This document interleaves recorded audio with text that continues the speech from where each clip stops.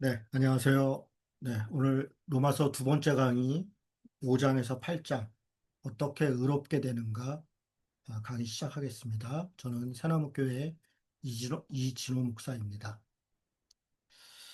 자, 우리 지난주에는 로마서 대략적인 서론과 어떻게 의롭게 되는가, 칭의, 구원 혹은 복음, 또 하나님의 의 이런 것에 대해서 우리가 좀 살펴봤었습니다.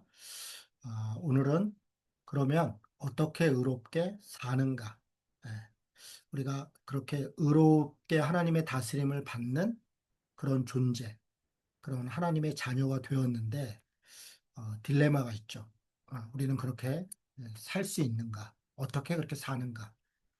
그다음에 세 번째는 이제 다음번에 온 이스라엘의 구원은 무엇인가? 9장에서 11장을 다루고요. 마지막으로는 12장에서 16장, 그런 그 의로운 삶은 구체적으로 또 실제적으로 무엇인가에 대해서 공부하겠습니다. 자, 본격적으로 강의 들어가기 전에 다시 한번 로마서 구조와 내용을 보면 1장 1절에서 15절은 인사말과 편지를 보낸 이유입니다. 인사말에서 바울이 가장 강조했던 것은 자신이 예수 그리스도의 종이고 사도라는 겁니다. 그리고 내가 복음을 위해서 택함 받은 자다. 그리고 나는 지금 로마에 있는 여러분에게 내가 알고 있는 복음을 전하고 있다. 그런 이야기를 하고 있습니다. 자, 그리고 1장 16절에서 4장은 그 복음이 무엇인가? 특별히 복음을 믿는 자는 하나님의 그 다스림을 받은 자가 되었다. 어떻게? 네.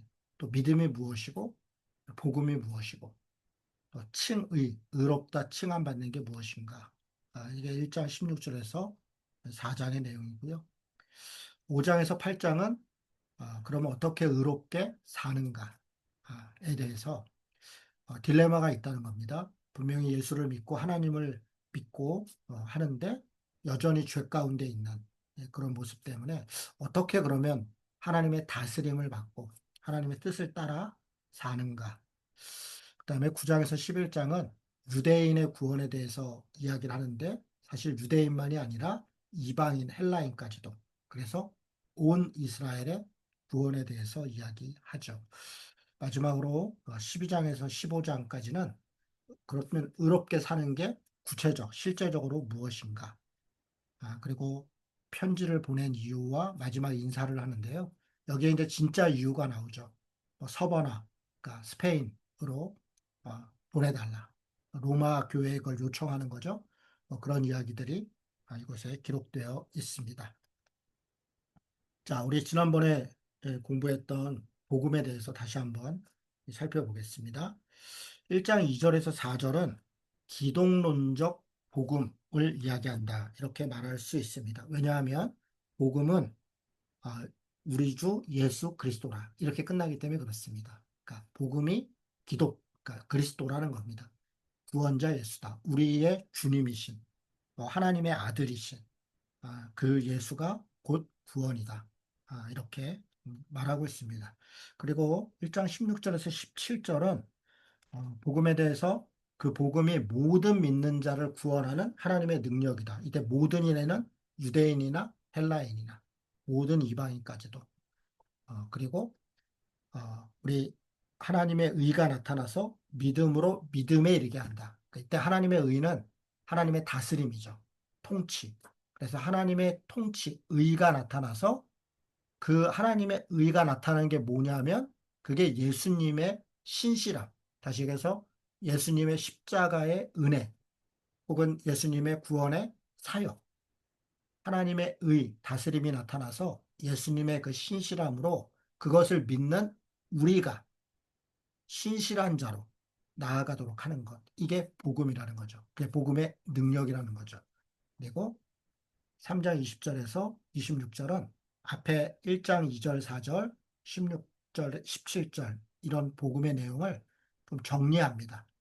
율법과 좀 비교하면서 그 예수님의 믿음으로 믿는 자에게 미치는, 그러니까 예수님의 믿음으로. 무슨 말이냐면 예수님이 먼저 하나님을 믿고 그 하나님의 뜻대로 또 하나님의 아, 원하신 대로 자신이 십자가에 달려 죽으시는 그 믿음으로 신실하게 행한 것, 그것을 믿는 모든 사람들이 바로 그 하나님의 다스림을 받는 것에는 차별이 없다.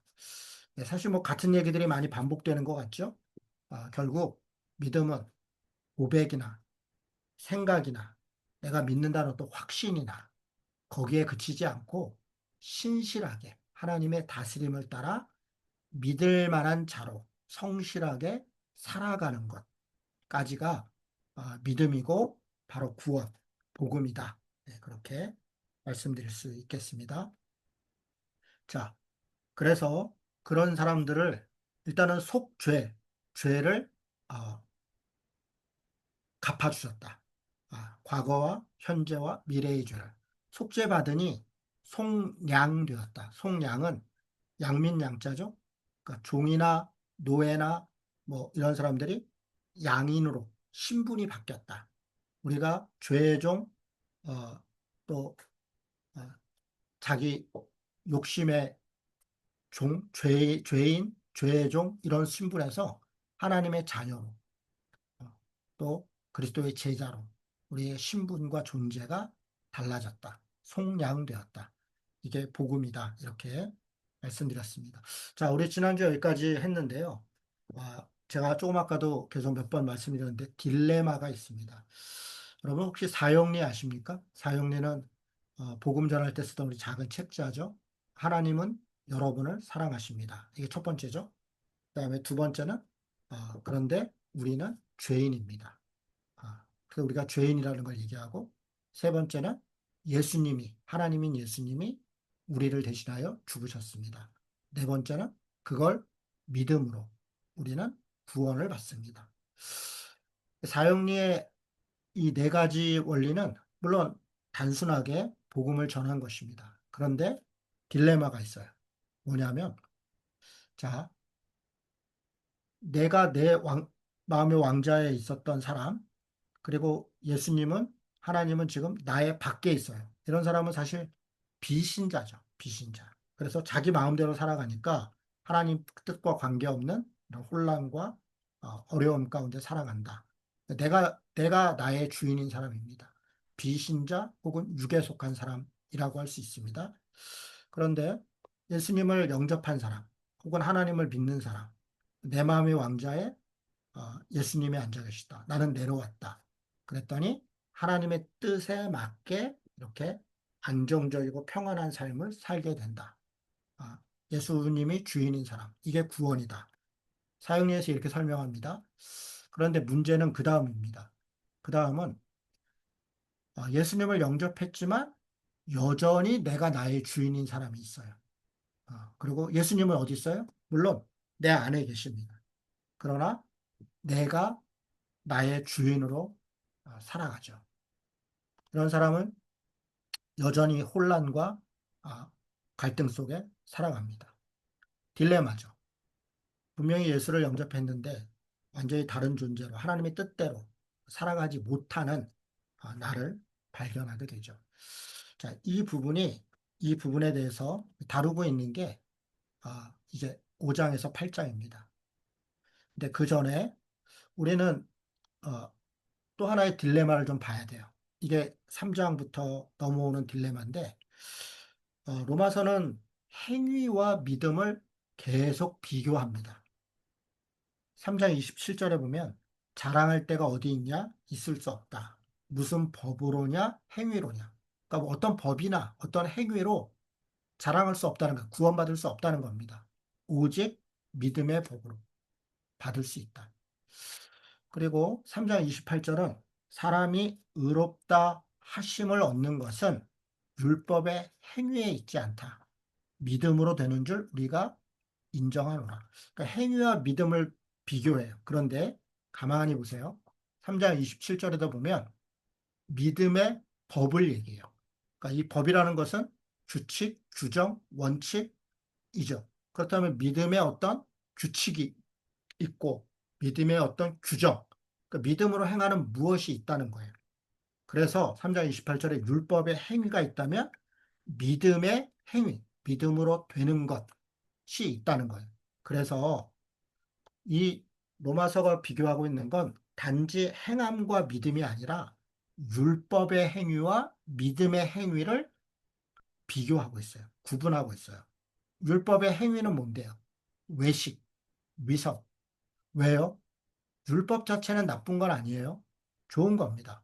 왜냐하면 하나님께서 사람답게 또 하나님의 자녀답게, 백성답게 사는 법을 알려주신 거니까요. 그런데 문제는 그 율법과 행위에 주신 원래 목적이 아니라 자기의 혈통이나 또 배타적 선민 의식이나 이걸 이용해서 또 이걸 가지고 다른 사람을 차별하고 배제하고 이런 데 사용하는 거예요. 심지어는 할례, 안식일, 음식 이런 걸 가지고 누군가에게 신앙을 강요하거나 또 신앙의 정도를 측정하는, 규정하는 이런 것에 사용하는 거예요. 안타까운 것은 3장에서 2장서부터 3장 넘어올 때 말로는 하나님의 율법 얘기하지만 자기도 지키지 않는다는 거예요. 왜냐하면 이런 할례, 음식, 안식일 이런 거는 지키기가 수월해요. 사실 그렇게 복잡하지 않습니다. 그런데 진짜 지키기 어려운 건 정의죠, 정의.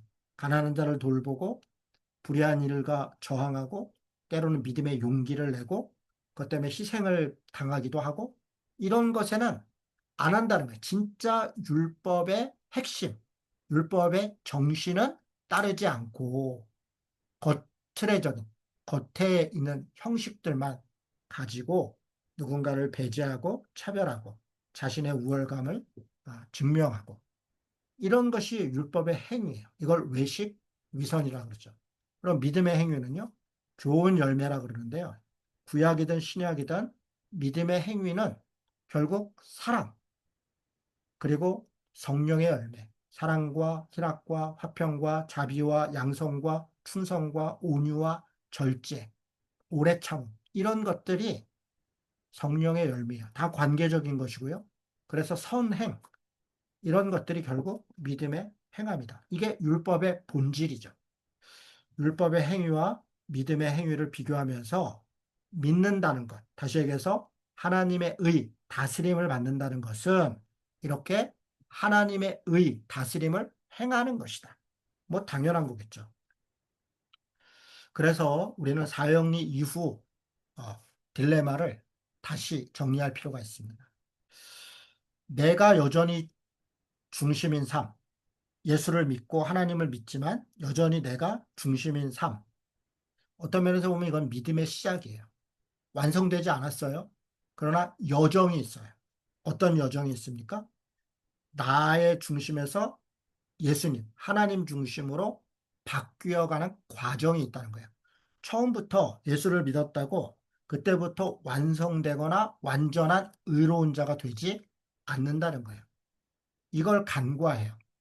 그래서 우리는 그냥 예수님을 고백하면, 믿으면 구원받는다. 여기서 끝난다는 거예요. 그러나 믿음은 순종이다. 믿음은 행함이다. 그래서 믿음이 시작됐지만 여정이 있다. 그 여정을 이루어가는 과정. 그것이 성화이다. 어떻게? 그건 뒤에 또 이야기하도록 하겠습니다. 사형리의 딜레마는 이 부분까지 가야 하고 로마서는 사실 그 부분을 이야기하고 있는 겁니다. 자, 우리 믿음의 목적이 있어요. 복음이 하나님을 믿는다. 또 믿음으로 구원받는다. 어떤 목적과 방향인가? 5장 1절에 보니까 이렇게 시작해요. 아, 그러므로 우리가 믿음으로 의롭다 하심을 받았다. 주 예수 그리스도로 말미암아 하나님과 화평을 누리자. 여러분 이게 목적이에요. 왜요? 에덴 동산에서 사람은 자기 중심, 원죄로 타락했어요. 그리고 에덴 동산으로 쫓겨났어요. 그 말은 하나님과 멀어지게 됐다는 거예요. 하나님과 갈등하게 됐다는 거예요. 이게 죽음의 존재가 됐어요. 그런데 복음은 뭐예요? 하나님과 다시 화해하는 거예요. 에덴 동산으로 돌아가는 거예요. 하나님과 화평을 누리자. 하나 되자. 그러면 우리가 믿음으로 서 있는 이 은혜에 들어감을 얻었으며, 은혜, 은혜에 들어간다는 것은 하나님과 하나 됐다는 거예요. 화평을 누렸다는 거예요. 그래서 하나님의 영광을 바라고 즐거워하느니라. 다시 에덴 동산에 존재가 된 거예요. 하나님과 함께 그의 영광을 따라 살아가는 존재가 되는 것. 그게 복음의 목적과 방향이에요. 5장 8절에 보면 우리가 아직 죄인 되었을 때에 그리스도께서 우리를 위하여 죽으심으로 하나님께서 우리에게 대한 자기의 사랑을 확증하셨느니라. 여러분 그렇습니다. 십자가의 사건은 하나님이 우리를 사랑하신다. 에덴 동산에서 쫓겨난 존재이지만 여전히 죄인과 자기 중심에 있는 우리들이지만 죄의 싹은 사망이다. 죽음에 이를 수밖에 없는 존재이지만 그러나 하나님은 우리를 포기하지 않으셨다. 그래서 그리스도의 십자가로 자기 자신을 대가로 줌으로 우리를 구원하셨죠. 그게 하나님의 사랑이죠. 이게 복음이에요. 그래서 다시 하나님의 사랑 가운데 우리로 하나님과 관계하도록 하는 것. 5장 21절은 죄가 사망 안에서 왕노릇했다. 이건 타락한 상태죠. 죄인인 상태죠. 그런데 은혜도 의로 말미암아 왕노릇한다. 하나님을 믿을 때 그 은혜가 우리를 다시 하나님을 섬기고 하나님을 따르도록 한다는 거예요. 주 예수 그리스도로 영생에 이르도록. 여러분 복음이 결국 에덴 동산의 회복이고 하나님과의 관계의 회복이고 생명의 회복이다 라고 하는 것을 말하고 있습니다. 딜레마가 있습니다. 앞에도 잠깐 말한 것처럼 6장으로 가면 이 딜레마에 대해서 좀 이렇게 얘기합니다. 6장 1절에 보니까 그런즉 우리가 무슨 말하리요? 은혜를 더하게 하려고 죄에 거하겠느냐? 이거 무슨 얘기냐면 5장 끝부분에 하나님의 은혜에 대해서 말하면서 죄가 깊을수록 또 하나님을 모를수록 죄인이 하나님을 만났을 때 그 은혜가 더 크죠. 내가 죄책감이 더 많고 혹은 실제로 지은 죄가 많고 한 사람들이 하나님을 만나서 죄를 용서받았다. 새로운 생명이 됐을 때 그때 그 은혜가 더 크죠. 그래서 말하는 거예요. 그럼 은혜를 더하게 하려고 오히려 죄에 거하겠느냐? 그럴 수 없다. 우리는 다른 존재가 됐다. 세례를 받음으로 그리스도와 함께 죽었고 그리스도와 함께 다시 사는 존재가 됐다. 6장 4절에 이 존재를 새 생명이라고 했습니다. 새 생명인 존재가 6장 6절에 옛사람으로 살 수는 없다는 겁니다. 하나님을 만나고 주님을 영접하기 전의 사람, 내 욕망대로, 내 마음대로 사는 자가 될 수 없다는 거예요. 6장 11절에 보니까 너희 자신을 죄에 대해 죽은 자고 그리스도 예수 안에서 하나님에 대해 살아있는 자로 여겨라. 그렇습니다. 우리는 세례를 받을 때 또는 예수를 믿을 때 그리스도와 함께 십자가에 죽은 것입니다. 그리고 이제는 그리스도와 함께 새로운 생명으로 살아가는 것이죠. 그러니까 죄의 종이 아니라 생명의 종으로 이제 살아가는 거예요. 너희 지체를 의의 무기로 하나님께 드려라. 그래서 6장 16절이 분명하게 말합니다. 너희 자신을 종으로 내주어 누구에게 순종하든지 그 순종함을 받는 자의 종이 된다. 그러니까 결국 우리가 따르고 우리가 순종하고 하는 것이 우리 주인이라는 거야. 그래서 혹은 죄의 종으로 사망에 이르고 여전히 죄, 내 중심, 내 욕망, 그게 죄입니다. 원죄죠. 그 종으로 살 것이냐 아니면 순종함으로 뭐에 순종해요? 하나님의 말씀 믿어 순종함으로 의의 종으로 살아갈 것이냐, 하나님의 다스림을 받는 종으로 살아갈 것이냐. 여러분, 우리는 여전히 이 딜레마 가운데 있어요. 우리 안에 그런 갈등이 있다는 겁니다. 바로 이 딜레마의 상황을 7장이 더 리얼하게, 실제적으로 이야기합니다. 7장에 보면, 뭐, 혼인 관계로, 우리 믿음이 이제 죄의 종으로부터 벗어났다. 우리는 아, 그리스도와 혼인한 존재이고 새로운 존재가 됐다. 뭐 이런 이야기들도 있고요. 그런데 7장 12절에 보니까 율법은 거룩하고 계명도 거룩하다. 의롭고 선하다. 여러분, 그 율법의 행위를 잘못된 것이라 말했죠. 믿음의 행위와 비교해서. 그러나 율법 자체가 잘못된 건 아닙니다. 왜냐하면 예수님도 수도 없이 얘기하지만 본래는 그렇지 않았다. 율법 자체가 사랑과 생명과 선행을 사실 우리에게 가르쳐 주고 있는 거거든요. 그런데 우리는 그것은 버려버리고 겉에 있는 형식들만 가지고 오히려 그걸 가지고 사랑이 아니라 배제, 선행이 아니라 불의를 행하는데 이용하고 있다는 거예요. 율법은 선하고 그런데 우리는 문제는 그걸 따를 수 없는 죄성이 우리 안에 가득히 있다는 거예요. 그래서 딜레마가 있는 거죠. 7장 22, 23절은 하나님의 법이 있고 죄의 법이 있다. 그것이 우리 안에 계속 갈등한다는 거예요. 마음으로는 하나님의 법을 따르려고 그래요. 사랑과 선행과 성령의 열매를 맺으려고 그래요. 그런데 우리의 탐욕, 우리의 욕심은 이익과 탐욕과 욕심을 따르도록 우리를 계속 유혹하고 있는 것이죠. 여러분, 우리 이런 생각이 들어요. 그러니까 하나님을 믿을 때, 예수를 영접할 때 더 이상 내 마음대로 할 수 없는 존재가 된다면, 그러면 늘 하나님의 인도하심 가운데 있고, 왜냐하면 죄를 지을 수 없으니까, 내 마음대로 하지 않으니까. 그러면 그게 오히려 더 행복하고, 그게 오히려 하나님의 사랑을 우리가 누리는 게 아니냐, 이런 생각을 할 때가 있어요. 아닙니다. 에덴 동산에도 마찬가지로 인간이 하나님을 닮은 것은 하나님의 자유, 그 의지를 닮은 존재라는 거예요. 우리는 선택할 수 있어요. 그래서 하나님의 영광이 회복됐다, 우리 안에서. 그것은 우리가 노예가 되는 게 아니라 완전한 자유인이 되는 거예요.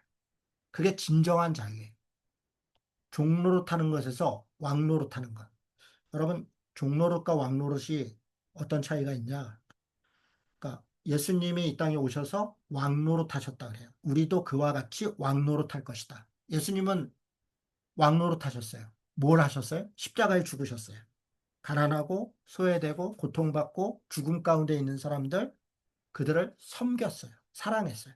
그게 왕노릇이에요. 진짜 왕의 모습이죠. 종노릇은요, 시키는 대로, 굴복하는 대로, 더러운 대로, 내 의지가 아니라 오히려 의지가 있는 사람이 섬겨요. 의지가 없는 사람은 노예로 살아요. 종노릇이 아니라 왕노릇으로. 죄의 법이 아니라 생명의 법으로. 죄의 지배가 아니라 하나님의 다스림으로. 나쁜 열매가 아니라 좋은 열매를 맺는 것. 이게 진짜 복음의 자유이죠. 그래서 아까도 얘기한 것처럼 참된 자유가 무엇이냐. 여러분 8장 21절에 보면 피조물들도 영광의 자유에 이르기를 고대하고 있다. 피조물도 썩어짐의 종로릇한 데서 해방되어서 하나님의 자녀들의 영광의 자유에 이르는 것이니라. 여러분, 피조물도 우리 인간이 참된 자유를 누려서 그 안에서 피조물도 회복되고 에덴 동산이 회복되기를 기다린다는 거예요. 여러분, 3장 23절에 보면 우리는 죄를 범해서 자유를 상실했어요. 그런데 다시 자유를 회복된다는, 하나님을 믿으면 자유가 회복되는데 내 뜻이 없고 하나님의 뜻만 나타나는 거라면 이건 진짜 자유가 아니라 복종이죠. 그러니까 율법의 행위예요. 시키는 대로, 정해진 대로만 해야 된다는 거예요. 물론 그렇게 할 수 있으면 좋아요. 문제는 인간의 자유가 없을 뿐 아니라 인간의 죄성이 그렇게 하지도 못해요. 복종과 율법의 행위, 내 뜻이 없고 하나님의 뜻만 이야기하는 거예요. 반대로 하나님의 뜻이 없고 내 뜻만 얘기를 해요. 하나님을 믿고 예수님을 영접했음에도 하나님은 나를 돕는 분이야. 하나님은 나와 함께 할 거야. 라는 좋은 말 속에서 내 마음대로 하면 하나님이 도와주실 거야. 방종. 결국 하나님은 내 탐욕을 이루는 도구로 될 뿐이에요. 여러분, 우리는 율법과 방종, 율법의 행위와 방종 사이에 갈등이에요. 하나님의 말씀을 따르려고 하니 할 수 없고, 내 마음대로 살려고 하니 죄책감이 있고, 갈등합니다. 진짜 좋은 건 뭡니까? 하나님의 뜻과 내 뜻이 하나 되는 거예요. 하나님이 내 뜻과 하나 되는 게 아니라 내가 하나님 뜻과 하나 되는 것이죠. 하나 되면 참된 자유를 누려요. 내가 하나님의 뜻을 따르고 그러면 하나님이 나의 뜻 가운데 이루시고 여러분 그 산상수훈에 보면 그 나라와 그 의를 구하라 그리하면 이 모든 것을 너에게 더하리라. 그 나라와 그 의를 구하는 것 그게 하나님의 뜻이에요. 그러면 내가 원하는 것들 하나님께서 함께 해주신다. 여러분 하나님의 뜻이 하늘에서 이루어진 것 같이 땅에서도 이루어지기를 원한다. 하나님의 뜻이 나의 뜻과 하나 되는 것이에요. 참된 자유이죠. 내가 하나님의 다스림을 받고 내 안에 소원하는 대로 어떤 일들을 행하고 일을 감당하는데 그게 죄가 아니고 누군가를 희생시키거나 정죄하거나 차별하는 것이 아니라 하나님의 사랑과 선행을 행하는 것이 라면 얼마나 좋겠어요. 내가 하나님의 뜻 가운데 또 내 안에 소원을 가지고 행하는데 이게 하나님의 뜻과 내가 하나 되는 것이 그 나타내는 열매가 좋은 열매로 나타나는 것이죠. 참된 자유는 바로 그런 것이에요. 진리를 알지니 진리가 너희를 자유케 하리라. 그렇습니다. 그렇다면 이제 어떻게 의롭게 사는가? 지금 우리는 이제 하나님의 뜻과 나의 뜻이 내가 하나님의 뜻과 하나 되어서 사랑과 선행과 성령의 열매를 맺는 것, 그게 의롭게 사는 것. 다시 얘기해서 하나님의 의로 다스림을 받고 신실하게 사는 것이라고 했어요. 어떻게? 여전히 우리는 죄악이 있는데. 6장 17, 18절에 보니까 너희가 본래 죄의 종이었다. 너희에게 전하여 준 바 교훈의 본을 받아 마음으로 순종하여 죄로부터 해방되어 의에게 종이 되었느니라. 우리가 원래 죄의 종이었지만 우리에게 전하여 준 교훈의 본이 있다 그래. 그게 뭐예요? 율법. 하나님이 선지자들을 통해서 전해준 하나님의 말씀의 교훈의 본, 말씀. 여러분, 말씀 자체가 나쁜 게 아니라고 수도 없이 말씀드렸습니다. 율법의 형식적 행위, 위선이 잘못된 것이죠. 그렇다면 우리는 율법 또는 하나님의 말씀을 잘 따라야 해요. 그것을 어떻게 해요? 마음으로 순종해야 돼요. 그걸 믿고 또 그걸 신실하게 행하고 그것이 하나님의 다스림을 받는 거예요. 그러니까 가장 첫 번째 시작은 말씀이 이 하나님의 말씀을 통해서 그의 뜻과 그의 나라와 또 하나님께서 우리에게 또 나에게 우리 시대에 원하는 것들을 우리가 분별할 수 있어요. 분별한다고 해서 또 그것을 행하는 건 또 다른 문제예요. 분별하는 것, 하나님의 뜻을 아는 것, 물론 알아야 행하는 것이니까요. 여기서부터 시작되죠. 그러면 그렇게 아는 것을 어떻게 행하는가? 문제를 안다고 다 행할 수 없다. 왜? 하나님 나라가 이미 임했지만 아직 완성되지 않았다. 이게 무슨 얘기예요? 하나님 나라는 주님의 재림 이후에 완성돼요. 지금은 여전히 우리는 죄 가운데, 죄와 하나님의 의와 이 양 가운데 함께 살아가요. 하나님의 나라가 임했지만 여전히 우리 안에 원죄가 있다는 거예요. 그래서 혼란이 있어요. 5장 3절에 보면 환란이 인내를 낳고 인내는 연단을 낳고 연단은 소망을 낳느니라. 환란이 있다는 거예요. 우리가 살아가는데 혼란도 있고 환란도 있어요. 6장 12절에 보면 우리 몸에 사욕을 쫓지 마라. 탐욕, 사적 욕심들이 있다는 거예요. 7장 12, 24절은 곤고한 사람이라고 탄식해요. 우리 안에 이런저런 고난이 있고 이런저런 어려움이 있어요. 욕심이 있어요. 8장 35절은 환란이나 곤고나 박해나 기근이나 위험이나 칼이나 이런 모든 것들이 아직 우리가 살아가는 세상 가운데는 가득합니다. 그래서 우리는 이런 고난과 이런저런 어려움과 이런저런 욕심 속에서 선택해야 되고 또 하나님의 말씀으로 따라 살아가야 돼요. 의로움으로 살아가야 돼요. 어떻게? 아까는 율법, 하나님의 말씀을 믿어 순종해야 된다. 어떻게? 선을 행하기 원하는 나에게 악이 함께 있다. 오라 나는 공고한 사람이로다. 이 사망의 몸에서 누가 나를 건져내랴. 지금 바울은 자기 안에 있는 이 죄와 생명의 갈등을 솔직히 고백하면서 내 스스로 벗어날 수 없다. 이룰 수 없다라고 고백합니다. 그러면서 누가 나를 건져내라. 다른 도움을 구하는 거예요. 누가 우리를 건져낼 수 있을까요? 그리스도 예수 안에 있는 자에게는 결코 정죄함이 없다. 이는 그리스도 예수 안에 있는 생명의 성령의 법이 죄와 사망의 법에서 너를 해방했다. 죄와 사망이 우리 안에 있어요. 그런데 생명인 성령의 법, 그 성령의 규칙, 성령의 이끄심, 성령의 역사가 우리를 그리스도 예수 안에서 해방시켰다는 것. 5장 5절에도 우리에게 주신 성령으로 말미암아 하나님의 사랑이 우리 마음에 부은 바 되었다. 결국 우리가 그 말씀을 따라 하나님의 나라와 의에 순종할 수 있는 것은 성령의 은혜다. 성령의 인도하심이다. 성령이 누구신데요? 보혜사 하나님.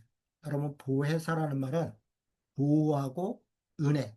그러니까 우리가 살아가는데 필요한 것들을 은사, 선물로 주신 분. 그러니까 보호하고 선물을 주시고 사자는 가르칠. 하나님의 말씀과 뜻을 가르쳐 주시는 분. 이분이 보혜사 성령님입니다. 예수님께서 십자가에 달려 죽으시고 부활하셨다가 승천하실 때 이렇게 말씀하셔요. 내가 이제 죽을 건데, 죽고 승천할 건데, 가기 전에 나 말고 다른 보혜사를 보내주겠다. 그 다른 보혜사가 성령님이죠. 그동안은 누가 보혜사였다는 거예요? 예수님이. 예수님이 보호하고 하나님의 은혜를, 은사를 선물로 주고, 그리고 하나님의 말씀을 가르쳤어요. 보혜사였죠. 그런데 이제 예수님이 가시고 또 다른 하나님, 성령님이 오신다. 예수를 영접하는 자들에게는 성령이 함께하는 거예요. 육신을 따르지 않고 그 성령을 따라 행하는 우리에게 율법의 요구가 이루어지게 했다. 왜요? 성령님이 하나님의 말씀, 율법을 우리에게 가르쳐 주셔요. 그리고 그거를 따라 살 수 있도록 우리를 인도하셔요. 육신의 생각은 사망이다. 영의 생각은 생명이다. 그러니 우리는 하나님이 주신 우리의 의지를 가지고 하나님의 뜻과 하나 되도록 참된 자유가 되도록 선택하고 결정하고 순종해야 돼요. 8장 14절에 하나님의 영으로 인도함 받는 사람은 곧 하나님의 아들이다. 그렇습니다. 우리가 이제 하나님의 아들이에요. 첫 번째 아들은 누구였어요? 맏아들이신 예수 그리스도. 그리고 우리들은 그의 자녀들로서 하나님의 아들이 됐다. 이제 더 이상 죄의 아들이거나 사탄의 아들이거나 죽음의 아들이 아니에요. 우리는 하나님의 아들이고 생명의 자식이고 그리고 의를 따라가는 의의 자식, 의의 인도를 받는 자예요. 신분이 달라졌고 삶이 달라졌어요. 여러분 이걸 우리가 때때로 망각하고 때때로 무시해요. 여전히 우리는 그리스도 안에서 새로운 피조물이에요. 어떻게 이렇게 되는가? 성령도 우리의 연약함을 도우시나니 우리는 마땅히 기도할 바를 알지 못하나 오직 성령이 말할 수 없는 탄식으로 우리를 위하여 친히 간구하신다. 여러분 그 앞에 26절에 이게 26절이네요. 25절에 이런 말씀이 있어요. 만일 우리가 보지 못하는 것을 바라면 참음으로 기다려라. 그러니까 이 땅을 살아가는 동안 아직 이미 그러나 아직이기 때문에 참아야 돼. 인내해야 되고 은혜를 구해야 돼요. 성령님도 우리가 연약하다는 것, 하나님의 말씀 앞에서 좌절하고 때로는 사탄과 죄의 유혹 앞에서 흔들린다는 걸 아셔요. 그래서 우리가 기도할 수 없을 정도로 낙심하고 실수하고 넘어질 때 성령께서 우리를 위하여 탄식하고 기도하면서 하나님 앞으로 우리를 인도하셔요. 그래서 마지막 8장 끝에는 이런 말씀이 있어요. 사망이나 생명이나 그러니까 죽음도 또 다른 어떤 삶에 대한 생명에 대한 유혹도 천사들이나 악한 천사들, 사탄이죠. 귀신들이죠. 권세들이나 이 세상의 힘과 권력들이나 현재일이나 장래일이나 높음이나 기품이나 또 다른 어떤 피조물이라도 우리를 우리 주 그리스도 예수 안에 있는 하나님의 사랑에서 끊을 수 없다. 그렇습니다. 우리는 예수를 영접했고 성령이 우리와 함께 했어요. 때때로 실수해요. 넘어져요. 다른 선택을 해요. 그것 때문에 죄책감이 있고 하나님 앞에 회개해요. 그러나 하나님은 우리를 놓지 않으세요. 그 언약을 끝까지 지키세요. 내가 너를 자녀 삼았다. 너를 끝까지 다스리겠다. 너는 나의 말을 잘 들어라. 우리는 하나님의 말씀을 듣지 않고 때로 배반하지만 그러나 하나님은 성령의 은혜로 우리를 끝까지 그리스도의 사랑 안에서 붙들고 계신 것이에요. 여러분, 이게 복음이에요. 이게 복음입니다. 이걸 믿고 우리는 그 믿음으로 살아가는 것입니다. 어떻게 의롭게 사는가? 예수를 믿는 자는 하나님의 자녀가 됐고 그의 다스림을 받아요. 때때로 우리는 흔들리고 낙심하고 절망해. 어떻게 우리는 그 말씀을 따르는가? 하나님이 주신 말씀을 믿어 순종함으로.